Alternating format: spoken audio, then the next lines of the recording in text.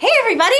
My name is Haley, and I love hunting for treasure and all things ancient. And I've discovered a very ancient flower! So, I've got a flower pot, some dirt, and some seeds. Let's get digging.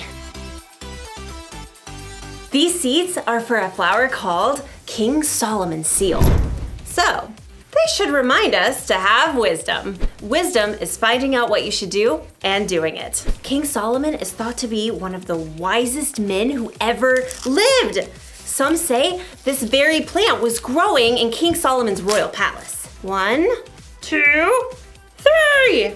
Ta-da! While Solomon was king, he built a palace and a temple for God, and he ruled wisely for 40 years. 1, 2, and 3. Ta-da! Next, we smooth it over. There you go, little guys. Go to sleep. Good night. There! Now we wait for it to grow. I'm watching you. Oh, nothing's growing. What am I missing? Oh, Haley, how could I forget? Every seed needs water to grow. King Solomon would have remembered that. Yay! Sometimes I wish I could be wise like King Solomon.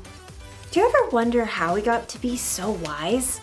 Well, we'll find out in today's story. I suspect I'll be admiring my flowers when you get back. See ya! Oh, I think I saw something! No. Soon as you get back. Hurry back. The Bible. It's 66 books of history, stories, letters, and poetry that fit together to form God's one big story. The epic adventure of how He created us and loves us so much that He made a way to rescue us. As we travel through the Bible, from Genesis to Revelation, we discover people who met God and found their lives changed forever. Now, for an amazing story, inspired by the book of 1 Kings, chapter 3, verses 4 through 28. Imagine this. You're in a deep sleep, dreaming, when all of a sudden, the creator of the universe shows up and says, "Ask me for anything." Anything. You could ask for anything in the world and have it. What would you say? Perhaps you'd request an unlimited Amazon account where you could get whatever you want for free. Or perhaps you'd request a flying race car that could be dropped off at the moon or on the beach. Or you could ask to be the most popular kid in school forever. This might sound like a fairy tale, but it's true. It actually happened to a young man named Solomon. When King David died, his son Solomon became king. What are your royal orders, Most Royal Highness?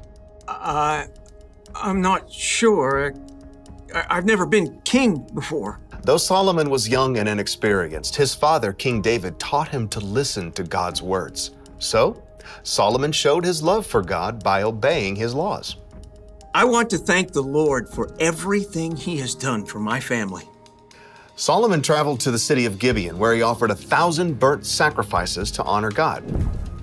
There is no one like you, God. That night, Solomon sank into a deep sleep, and the Lord appeared before him in a dream. Ask for anything you want me to give you.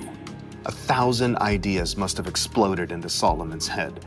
Gold, power, life forever. But instead, he said, Lord, you have made me a great king, but I'm only a little child. I don't know how to carry out my duties. I'm here among the people that you have chosen. They are a great nation, so give me a heart that understands. Then I can rule over your people. I can tell the difference between what is right and what is wrong. It was a simple request, but one that would change Solomon's life forever. You have not asked to live for a long time. You have not asked to be wealthy. You have not even asked to have your enemies killed. Instead, you have asked for wisdom. I will give you a wise and understanding heart. As long as you live, no other king will be as great as you are. As the dream faded, Solomon woke with a start. Was that real? That was real! Amazed, Solomon returned to Jerusalem, where he once more gave sacrifices to honor God and held a great feast for all his officials. What are we celebrating, Your Most Royal Highness? God has promised to give me wisdom to lead the kingdom. How is that working out for you? Well, it was in a dream. Ah, I see. Perhaps Solomon wondered at first whether he really had received wisdom from God, but this was soon put to the test. Your Most Royal Highness, you must help the people solve their problems. I'll do my best, with God's help. First order of business, we have these two ladies here. State your business, please. My friend and I... Okay, so she's not my friend anymore. Speak for yourself. I'm trying to. We live in the same home, and we both had baby boys. But her baby died, and so she took my boy in the night, and now she says my baby is hers. See? That's not her baby. No way. This baby is my son. Is not. Is too. Ladies! Solomon turned to the first woman. You say my son is the living baby, but your friend says the baby is her son. That's a lie. Is not. Is too. God gave Solomon a wise idea. Bring me a sword.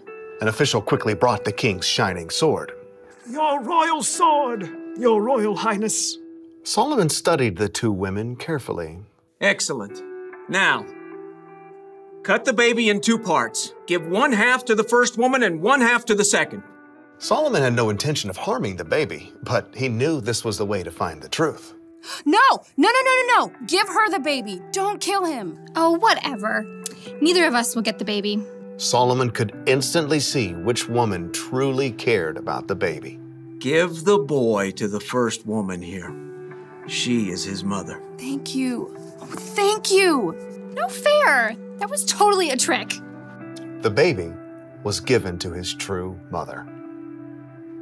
All the Israelites heard about Solomon's decision and trusted that he would judge them fairly too. God made Solomon so wise that his understanding couldn't even be measured, like the sands on the seashore.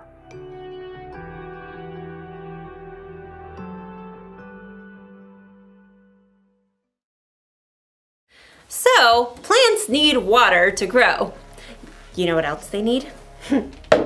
Time. You can't just plant a seed and expect it to grow immediately. In fact, this plant's seeds takes at least 2 years before they sprout. That's a lot of waiting. Waiting for wisdom can feel like that. When Solomon asked God for wisdom, chances are he didn't wake up the next morning as one of the wisest men on earth. No, it took time for his wisdom to grow. The good news is that we can ask God for wisdom. Jesus' brother James once wrote, "If any of you needs wisdom, you should ask God for it. He will give it to you." Maybe wisdom will just pop into your head right when you need it. Or maybe your wisdom will grow gradually like a flower as you learn from the people you meet, the mistakes you make, and the things you experience. No matter what though, you can trust God to give you wisdom. That's the one thing to remember today. Trust God to give you wisdom. When you have a tough decision to make or some problem that you're dealing with, talk to God about it. Ask Him for the wisdom to know what to do. Then look and listen. If you're having trouble understanding what God is trying to show you, ask someone you trust to help. Wisdom may not come as soon as you think or in the way you think it will, but keep digging. God wants to share His wisdom with you. So, looks like these little flowers aren't gonna grow while I watch.